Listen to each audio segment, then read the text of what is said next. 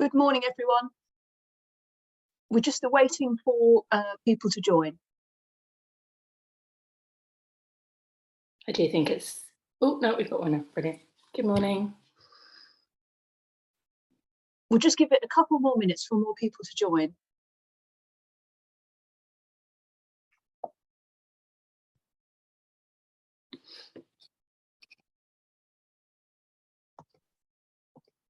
Good morning, Anna.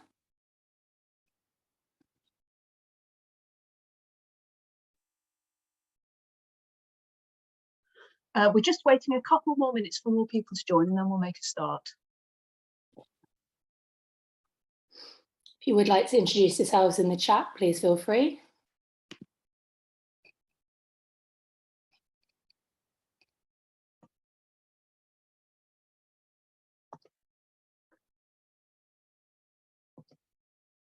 Right, perhaps we could make a start with some introductions now. My name's Vicky Goff, and I'm the lead person for modern foreign languages at the British Council in the UK.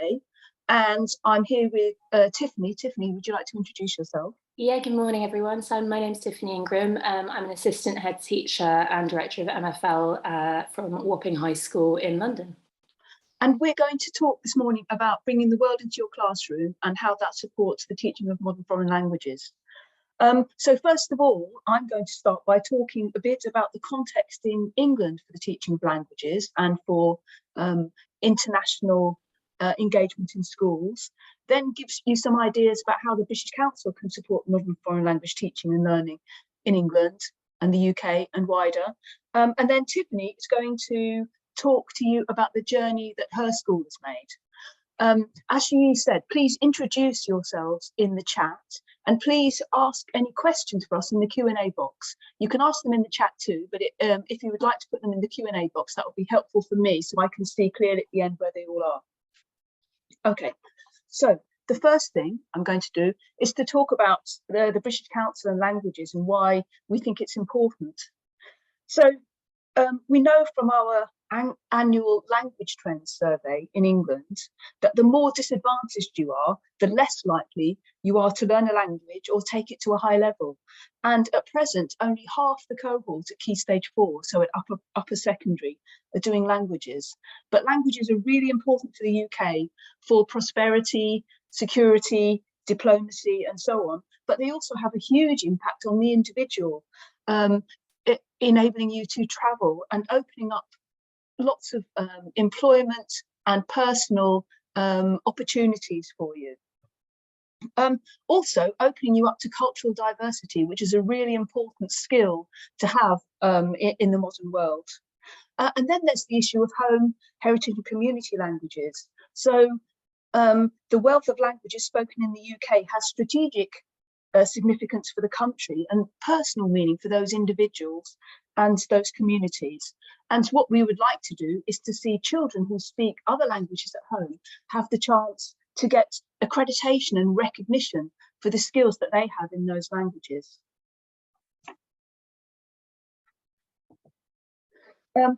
This slide looks at international engagement, and international engagement can be a really important motivator for language learning, as I'm sure many of you know. I mean, for me, when I went on that a school exchange to Germany when I was 13, that was one of the first things that brought languages to life for me and made me realize that it's something real and something that can be of huge benefit, enabling you to understand other cultures and talk to people in other countries.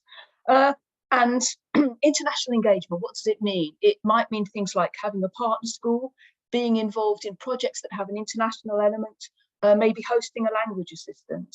And what we can see from this grant, that the number of schools that have this international engagement has really decreased over the last few years since 2018.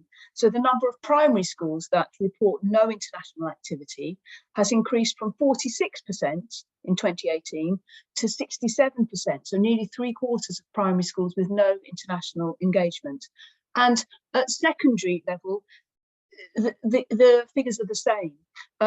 In secondary figures are up from 11% in 2018 reporting that they had no international activity, and that's now up to 38% of secondary schools saying that they have no international activity.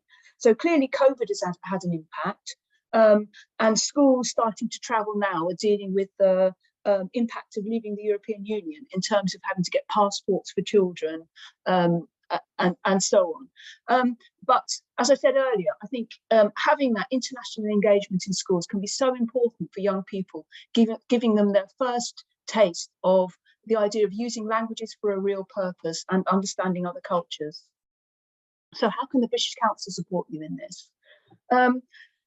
I think one of the things we can do is to support you to find a school partner in another country, give you ideas on how to projects that you can do with that school partner, and then give you accreditation in through the International School Award for the international work that you're doing.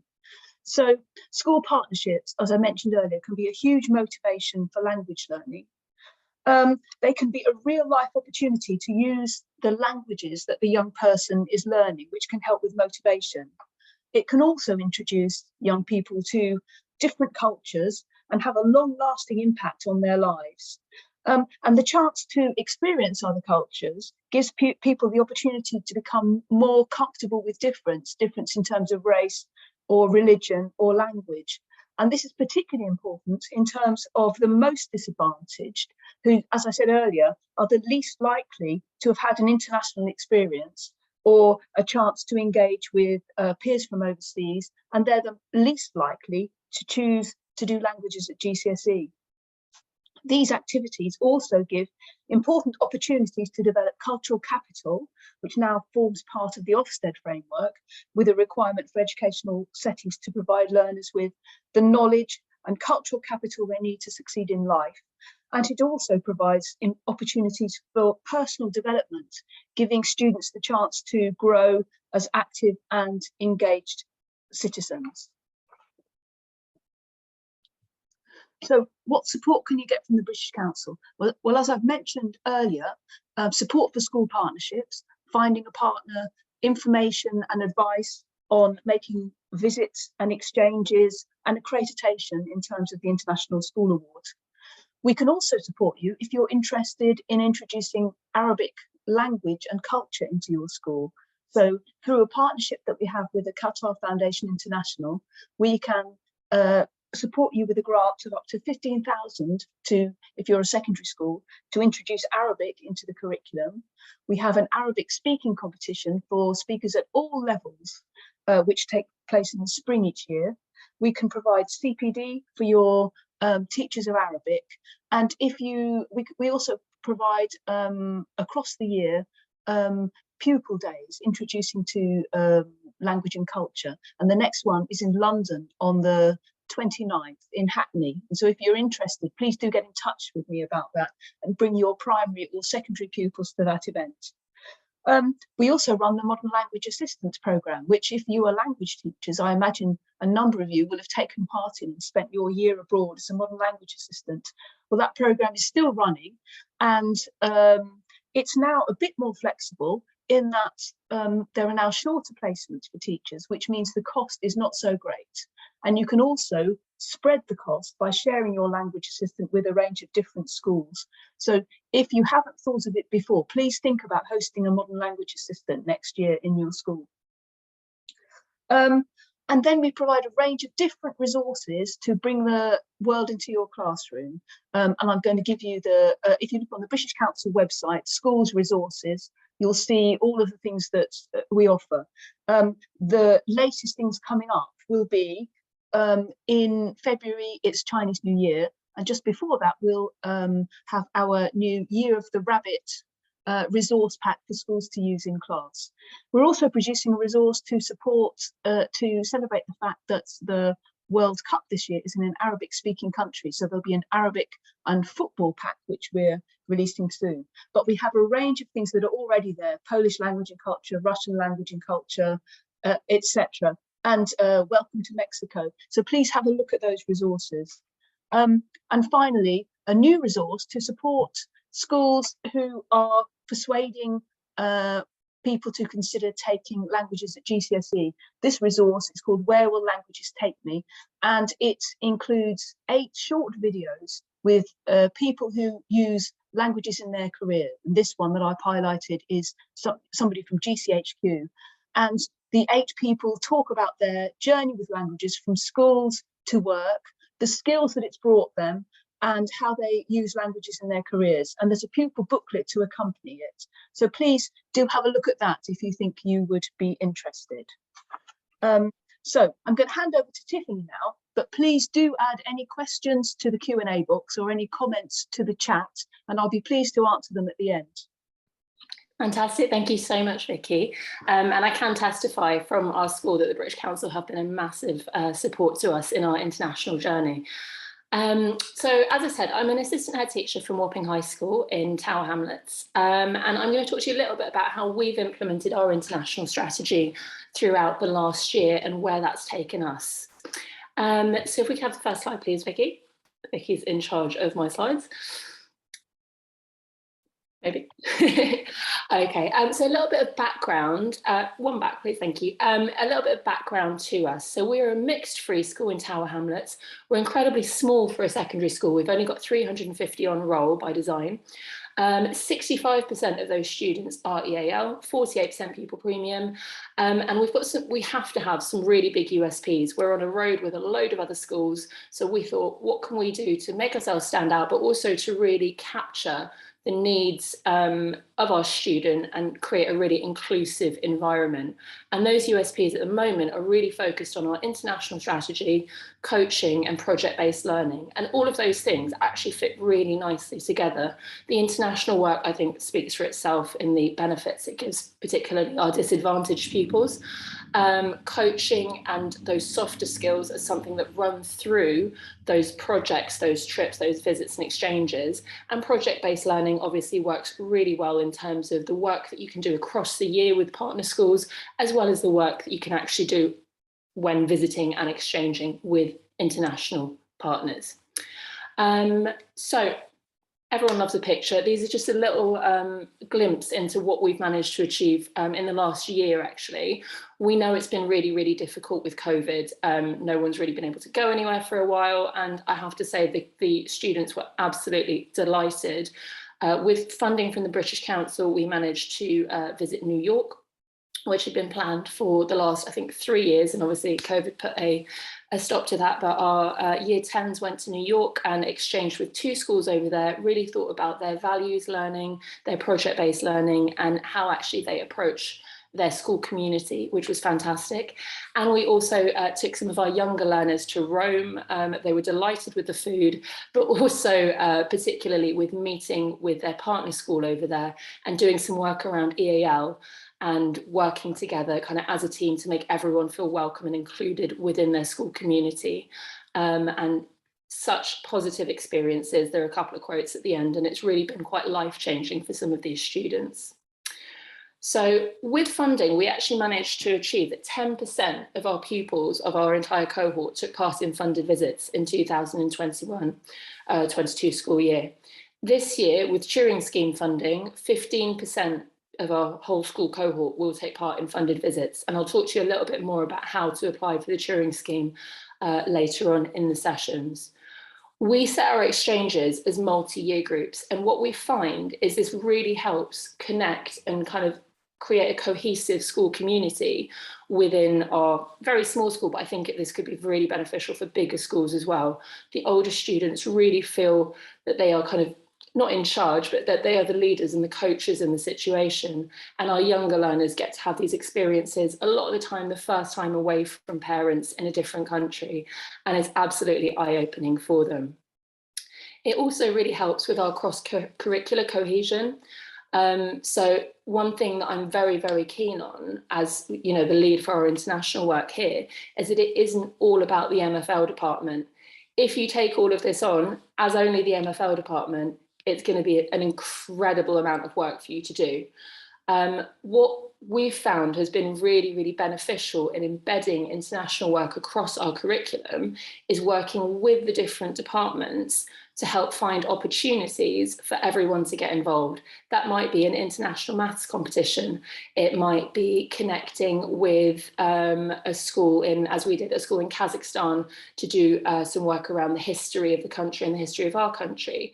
It might be connecting with a school in Spain to work on a piece of art, for example. There are lots of different opportunities that you can take to spread it around the curriculum so that everyone can get involved and it becomes more embedded.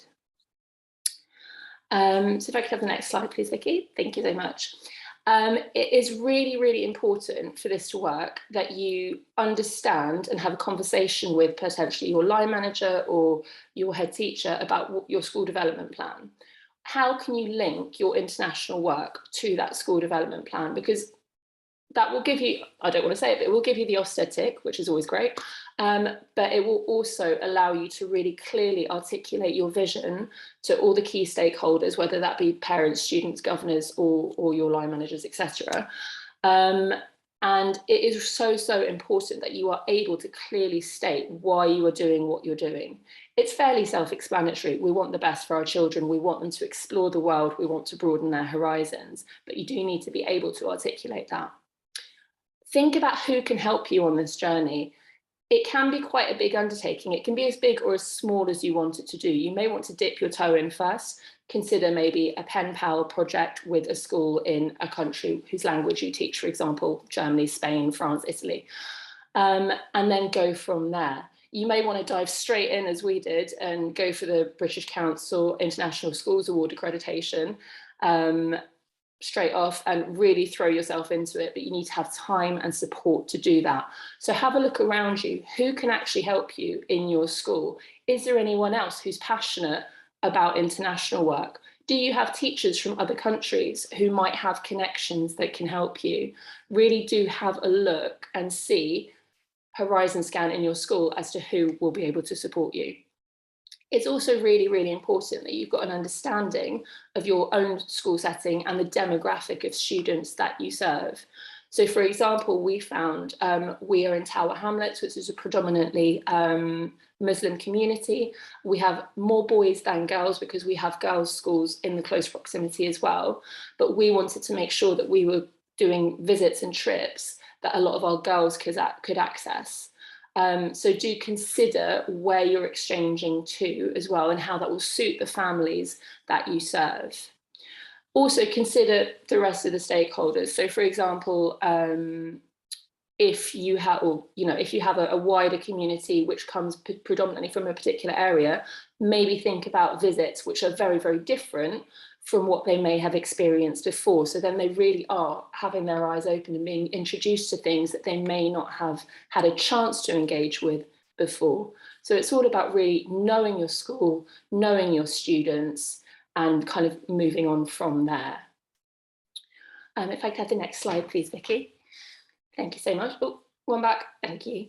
So as I said, make use of networking communities like this one. Talk to other schools in your local area. What are they doing? We mentioned speak to staff. Do they have those connections abroad? And what areas are you interested in?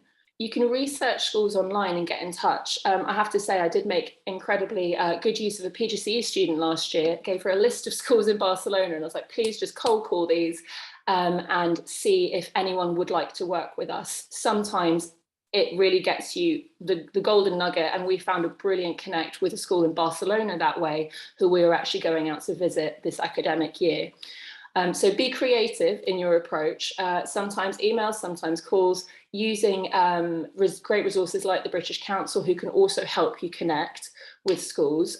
We actually nearly had a disaster last year with our Rome trip, where our partner school backed out at the last minute, but the British Council were there and they were able to help us sort out a different school to go and visit, which sort of saved the trip. So as I said, do kind of horizon scan and see who can support you there. Try and get involved with international things that are already going. So for example, Turing Scheme work, British Council, there's Global School Alliance, etc. We've also got the Global Pangea project, which is run by Wapping High and ELPRO International. And that's something, if you're keen to learn any more about that, that you're more than welcome to drop me an email about afterwards. But essentially, it's a large project that last year ran with 10 schools online. About 15 or so students from each school were involved in lots of different workshops and competitions, teachers from different schools involved in different workshops and talks to really broaden their knowledge of international learning and the topic last year, particularly the use of AI and technology in schools. So good CPD for your staff as well, and also great learning for your students. Now, thinking about staff as your stakeholders in this, it is really important to try and get that buy-in. As we said, you can't do it all on your own if you really want to embed this. So what are your staff going to get out of this as well? That may sound a little bit cold, but essentially, you know, we would like everyone to be learning in your school community. So it's brilliant if you get particularly people like ECTs +1 who may want to take on a little bit more responsibility. They might just want to run one project with you and you can scaffold that for them. So it's not actually a lot of extra work, but it does give them a nice little tick on their CV and it makes them feel like a valued member of your school community and they're really supporting the young people that they're working with. If I could have the next slide, please, Vicky. Thank you so much. So this is just a little example of ELPRO International and Wapping High's Pangea last year. So some of our lovely students taking part in one of the workshops there, and that's just our Twitter page. Next slide, please, Vicky. Brilliant. So we mentioned it's not just MFL. Global citizenship is across the curriculum. You can pretty much link it to any subject, whether you're primary or secondary. When I first started out, I thought, how on earth am I going to link this to maths? But there is stuff out there where, you know, all subjects can engage in the wider international learning community. What you want to be doing, if you are the one in charge of it, you would like to make it easy for everyone else. So scaffold, have something in place that will make it easier for your colleagues to connect with this. You can give ideas of scaffolded or modelled projects. I'm happy again to help out with that. And I know there is a lot of stuff on the British Council website on the International Schools Award page that gives you ideas for projects as well. So it's well worth having a look at the literature out there on this. And as I said, it's a great opportunity for emerging talent to develop their portfolios and really feel embedded within the school team. And also it gives them an opportunity when you do the exchanges to take part in those and actually go and do some travel with the students as well. And trust me, it makes you very, very popular in that respect if people know that you're planning these trips abroad and there is an opportunity for them to join in as well. So I want to talk to you about a couple of tools that you might use to start off projects or you know, get your international work off the ground. Connecting Classrooms is one that we've used before, not to be confused with the Connecting Classrooms, which can also be found on the British Council website. This is a slightly different platform. So it's an online video sharing platform that you can use to connect with a school abroad. Now, the good thing about it is the Connecting Classrooms company, one, it's free to use, and two, they actually connect you with a school. You don't need to go out looking for it. So they will ask you what you're looking for, and they will look at their roster of schools and pair you up with someone suitable. They've then got online a curriculum or a scheme of work that you can then follow with whichever class you choose. So we used Year 9 last year. And there's a list of 3 projects that you can do across the year. They can be done in lessons, they can be done as homework. That's completely up to you. It's really flexible in that respect. And they are all based around video projects, essentially. So your first one might be introductions, second one might be showing your school, third one might be culture within your local area. You can choose to do them in the target language, you can choose to do them in English, you can do a combination of the two, which is what we did. So our first ones, we did them in Spanish, sent them off, they came back to us in English, and then the last one we did in English and they did in Spanish. So there's a little bit of translation skill as well there to work on, which is brilliant. Pardon me. The students really, really quite liked this approach.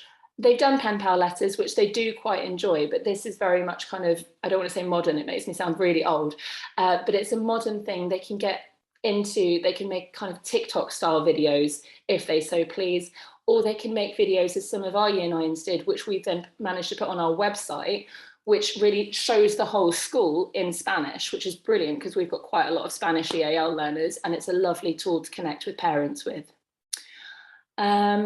The admin support is really easily available. They're very, very chatty, and the portal is really user-friendly. All of the parental guidance and the parental agreements are available online there as well. So it's not particularly admin heavy. The next one I'm going to talk to you about is the Young Interpreters School. Yeah, we'll do that one first. The Young Interpreters Scheme, which is available online. Some of you may have to pay for that, some of you won't. It depends if you're a member of a particular service, which I can't remember what it's called right now, but I will find out. If anyone wants to know, please drop me an email. But the Young Interpreters Scheme has been super beneficial to our school in terms of the amount of EAL learners and in-year admissions that we have. Now, they provide a scheme of work of 4 training sessions that you can use with your bilingual students who can apply to be a part of this programme. What that then gives you is a roster of young people who are happy to work as buddies with new EAL learners, who might want to do tours around the school for new families on open days, who can do translation at parents' evening if they're slightly older. And it really enables us to cater for the large EL community that we have in a range of different languages. You would, I mean, as MFL teachers, I'm sure you won't be surprised at how many different languages are spoken in your schools, but there are actually, I was even shocked by how many we had. And it really has, again, brought in that community cohesiveness and really made the students feel like they support their school, and they've taken some ownership of supporting our new learners and families as well, which has been really lovely to see. Next up, so we then have the British Council Schools Award. And that, I have to say, has been one of the best tools that we used last year to help scaffold and structure our projects and the learning that we were doing around our international projects. It's a great way as well to promote buy-in from your key stakeholders, particularly the higher ups, your governors, your heads, your SLT. And it's fairly straightforward to use as well, I would say. There is some different levels. You've got the, I think the foundation and then the intermediate, is it Vicky, is that correct? The foundation and intermediate levels, and then you've got the International Schools Award accreditation, which is a slightly larger one.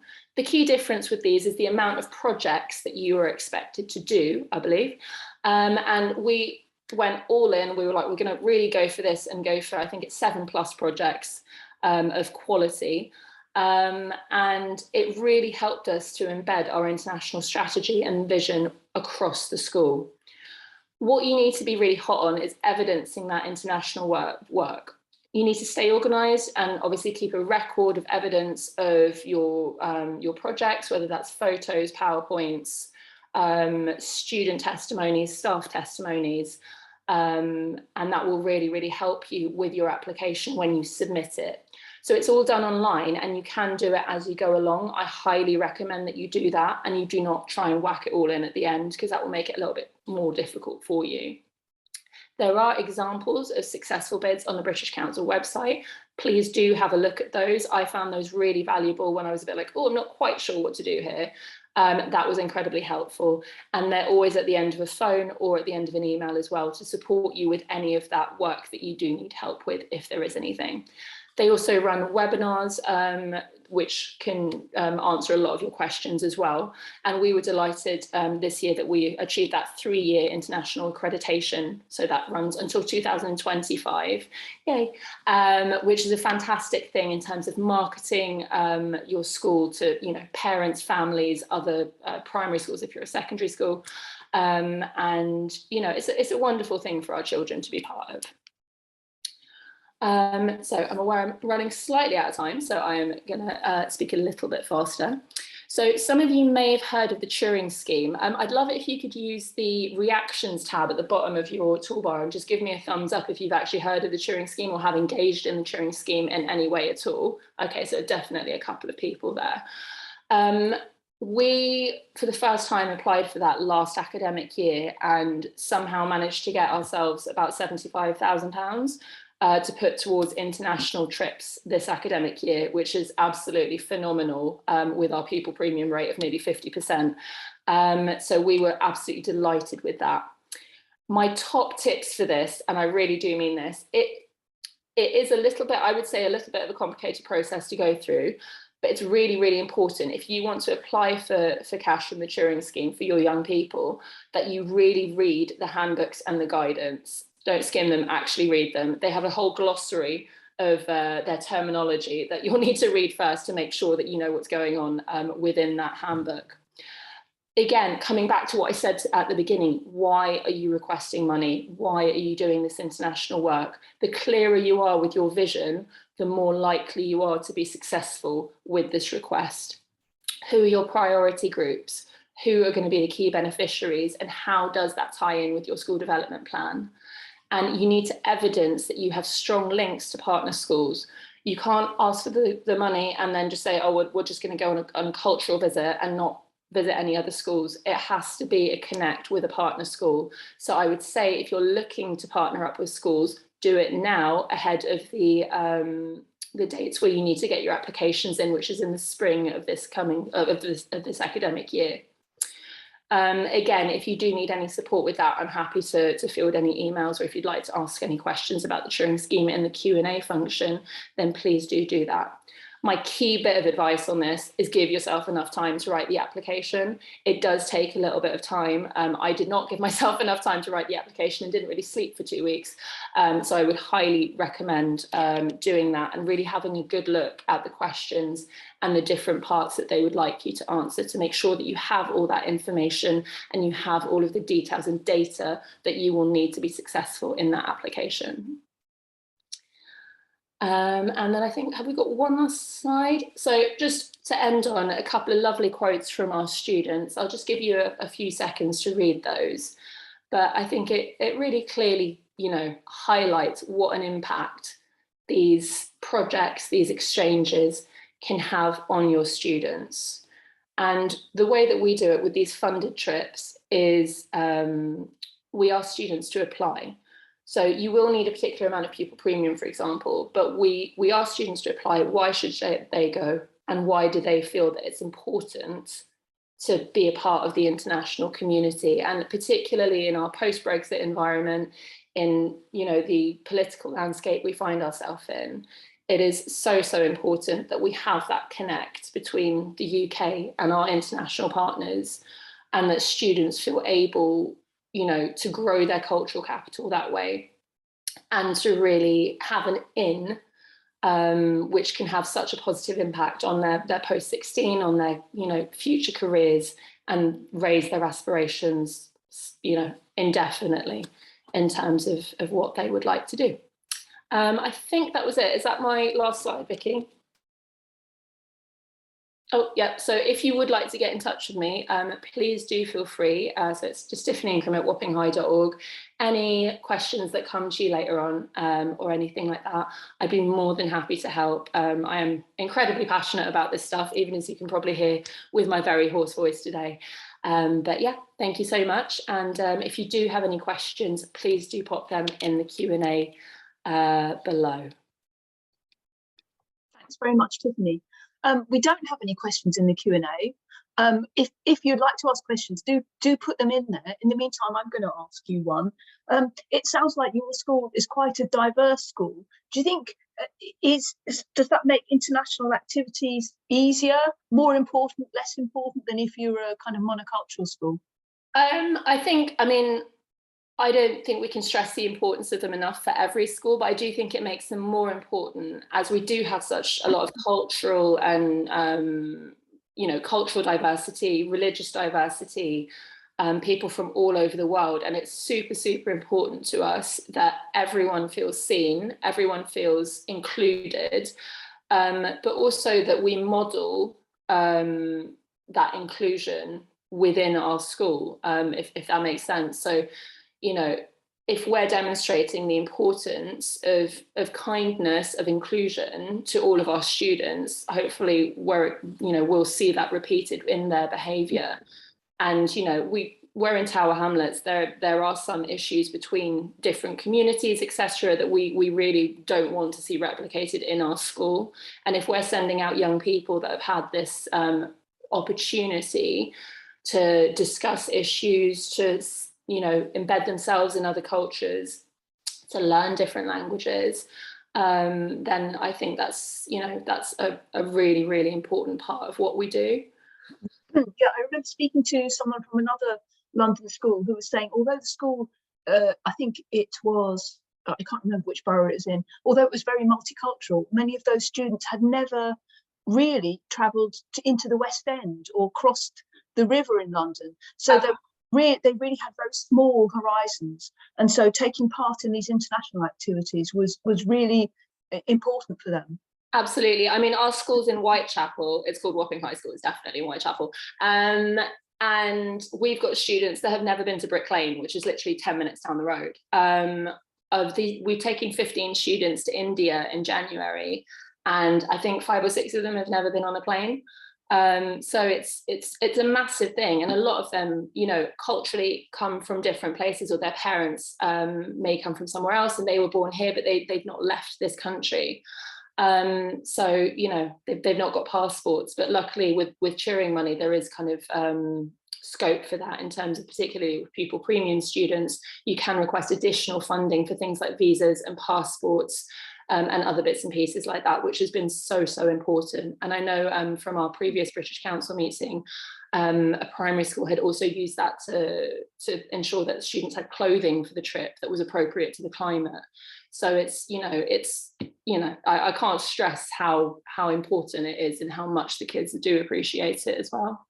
Yeah, and the other thing I wanted to ask you was about, have you found any impact on take-up and enthusiasm for modern foreign languages? Yeah, definitely. So we're planning we've got 2 trips coming up apart from the India trip. So we're doing Argentina and Barcelona. So Argentina for the Key Stage 4 and Barcelona for Key Stage 3. And we've definitely seen over the last year, there has been a higher uptake of Spanish at Key Stage 4 now that they know these trips are coming. And particularly, I think, you know, they're doing these projects across the different year groups. So they want to connect with their partner in Barcelona. They want to connect with their partner in Argentina. We've got some of our, one of our partner schools in Colombia are going to be coming over in the spring as well to visit us. So they're going to be getting, you know, that input as well. So it has been really important. And we also have Mandarin Chinese at the school. And as soon as we're able to really travel to China freely again, post-COVID, our GCSE Mandarin students will be visiting there as well, which they're really, really excited about. So I would say it definitely has a positive impact on MFL uptake. Yeah, that's brilliant. Thank you. I wonder if we could spend a minute talking about school partnerships. Mm-hmm. And how you might get a school partner. I mean, mm-hmm. as I mentioned earlier, the British Council has a partner finding database, and we are relaunching that, slightly improved in the later on in the autumn term. So if you haven't got a partner, that might be a good option for you. But as Tiffany was saying, it might also be worth looking within your school community to see if there are parents or young people or people in the wider community that have a link, or if you're a primary school, does the secondary school have a link?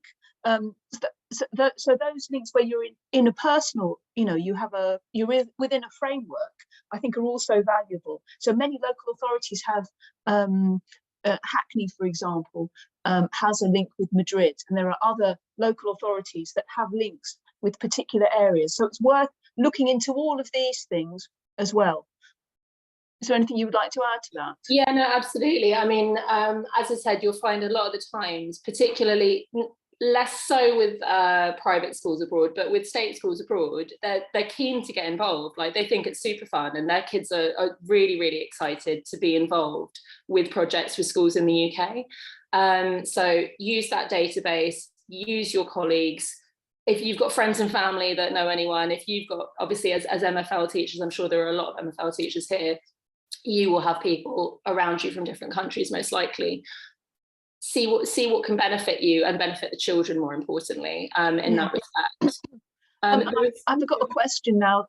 Do you get pushback from other curriculum subjects that are being missed for trips, or do the trips take place in the holidays? So we're quite careful in terms of when we take who away. We try not to do the trips in holidays purely for staff well-being, and obviously that is quite important as well. But for example, with the oldies, we're not currently taking year 11 away because they've already missed so much over the last few years. It's just not really possible. But for year 10, for example, we make sure it's done at least across a weekend so that the impact is minimal. And we do make, one of the provisos of them being invited is that they do catch up with work missed. So that is really important. For the younger ones, there isn't really much kickback. I think, you know, the benefits of all the soft skills that get worked on are, you know, outweigh any sort of week or sort of a few days of learning missed in that respect. I think the positive impact on the whole child can't be denied. So no, not too much pushback, but we just need to be sensible around the Key Stage 4 learners. Yeah. And somebody I know in an independent school said that a week abroad on an exchange is worth half a grade at GCSE in a language, which sounds pretty impressive. Yeah, no, absolutely. I mean, we, as I said, we went to Rome last year. We don't run Italian as a language, but we have a very big Bengali Italian community, and they were so excited to go to Italy, and we took a couple of students from that community who acted as you know, sort of lead students on the trip, and they were so delighted to be able to share their culture with the rest of our students, and that really again embedded that idea of internationalism and the importance of talking to each other and communication. And they loved going to supermarkets. Whatever country you go to, the kids will love to go to the supermarket. Don't know why, but they love just trying that transactional language, and it was really, really sweet. So, you know, the impact of, if you're doing Spanish, for example, going to a Spanish speaking country is huge, because, you know, some of them may be shy, but by the end of it, they will be trying, which, you know, is a massive, actually seeing that language being applied in real life. Like, oh, this is why I'm learning Spanish, is so important. Brilliant, thanks. So we've got a couple of minutes to go, so I'm just going to say some closing things, and I'll pass to you to say some closing things, Tiffany. I would like to say, so if you're looking for a partner, or you want to enhance your international dimension, or you're interested in bringing Arabic into your school, please look on the British Council website and see how we can support you. My email is vicky, vicky.gough, @britishcouncil.org. Please be in touch if you're interested in any of this, and I can direct you to the right department, or I can give you some advice and support.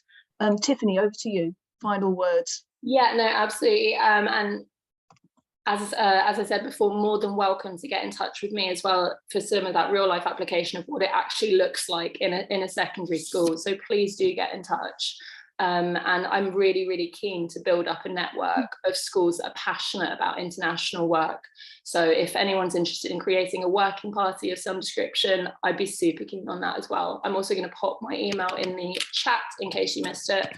But do also enjoy the rest of this brilliant conference. Okay, thank you very much everyone for listening, and good luck with your international work in your schools and your languages work. Okay, bye everyone. Bye.